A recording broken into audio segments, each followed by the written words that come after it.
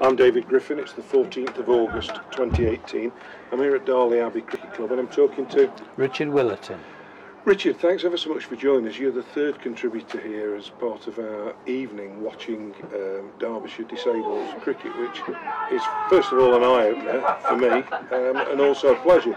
And I think actually the person we're most going to talk about has just taken the catch, but the umpire's not giving him out. Oh no, he'll be disappointed. I'm right in saying your son is keeping wicket for yes. Derbyshire Disabled cricket on. So how did you get and how did your son get involved in cricket first of all? It was back in 2006 and Paul Rowe came to see us, told us about the cricket. Ollie hadn't played cricket in his life, but because of his disabilities, he's both autistic and has learning difficulties. He didn't really take part in anything else, and we thought it was a good idea to give him a try. Because he is reasonably physically able. So we came down and gave it a run, and he's been playing ever since. Had he shown any interest in the game prior to that? Not really, no. Other than sort of us just sort of playing cricket in the garden, etc. Yeah. So it's interesting that you talk about his specific disability because, of course, the disablement or disability covers such a huge spectrum of different disabilities. So how has cricket allowed him to do something he perhaps couldn't have done before? You're right in saying it's a huge spectrum. If you look at the disability teams, you've got everything from quite severe physical disabilities to Ollie's type of disability to deafness. You've got vision impairment. We had a vision impaired team. They've actually split away on their own now, but that was also spawned from this club. Really? In Ollie's case, yeah, it's enabled him to get involved with something, to meet new people, to actually achieve something, because he's very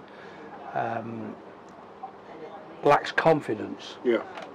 He talks big, but he actually lacks confidence in a big way, and this has really enabled him to build up his confidence. And he now feels that, you know, the wicket keeping is his job, and if he isn't wicket keeping, he's quite upset about it. I'm going to come back to keeping in a minute, but the next question is about mainstream cricket. Would Ollie have been given an opportunity in what we call mainstream cricket? No way. You don't think, right? No way. And to be honest, even now, he would not be able to compete in mainstream cricket. He sees the world in a very different way to other people. Learning disabilities again are a setback. You know, if you're physically disabled but you are fully there mentally, you can evaluate other players. You can understand who are the fast ones on the field, who aren't. You can therefore work out which ones you can run, which ones you can't. When you've got those sort of disabilities Ollie's got, that's much more difficult. And whereas a physically disabled player can have a runner, you know, because he's only got one leg or whatever, he can have a runner. There's no help out there at all, nothing in the rules that will help a player like Ollie. He's just got to go out there and do what he can. So he's opted for probably the most technical position on the field and the busiest position on the field. How did, how did wicket keeping come to be his strong suit? I guess it was probably because maybe we now have two teams. When we first started, we had the one team, and we had a guy come along who was an absolutely superb wicket-keeper, and I think Ollie just idolised him. Right. And seeing what he achieved, he wanted to do the same sort of things.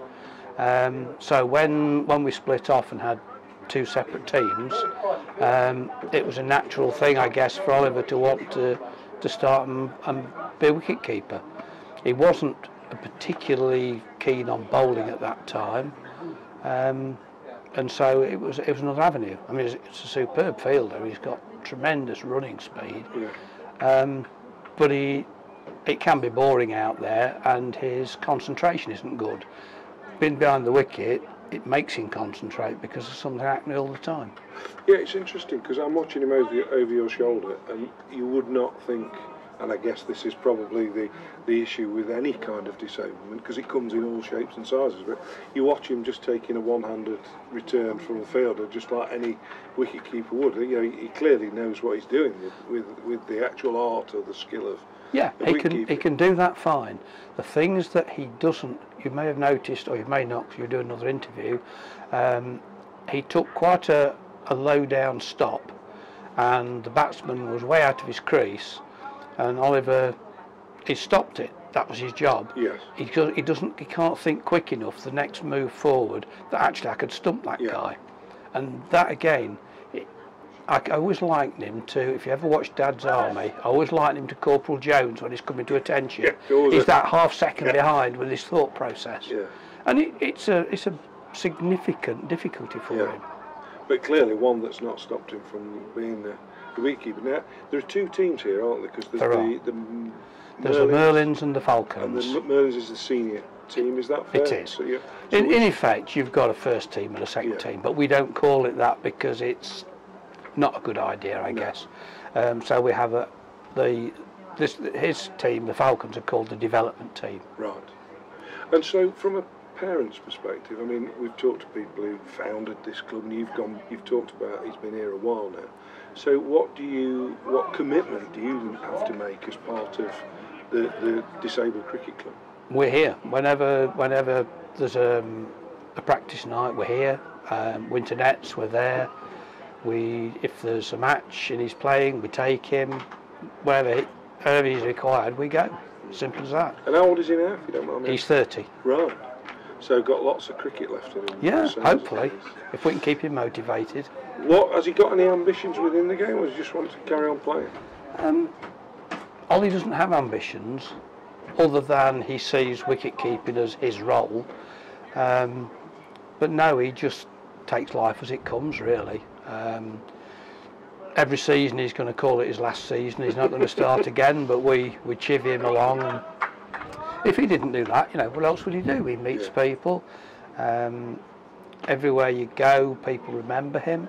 He got invited to play in a Midlands match against Wales with a different sort of organisation, which he thoroughly enjoyed. And it was good to meet other players and actually be playing with people who are normally rivals in a different team. So yeah, it's all good stuff for him. And from a parent's perspective, there must be a huge sense of achievement and reward for seeing your son, with the challenges that he's had to face, to be able to play sport and enjoy it and do it well. I think that's a fair comment. I'm probably his biggest critic. Well, dads are allowed to be. Probably unfairly, and I get frustrated when he doesn't do as well as I think he's capable of doing, because he's not switched on for whatever reason. But yeah, we are proud of him. I'm proud of him. His mum's proud of him, and he's taken quite a few catches behind the stumps, and we have seen him improve a great deal. He's come a long way. Yeah.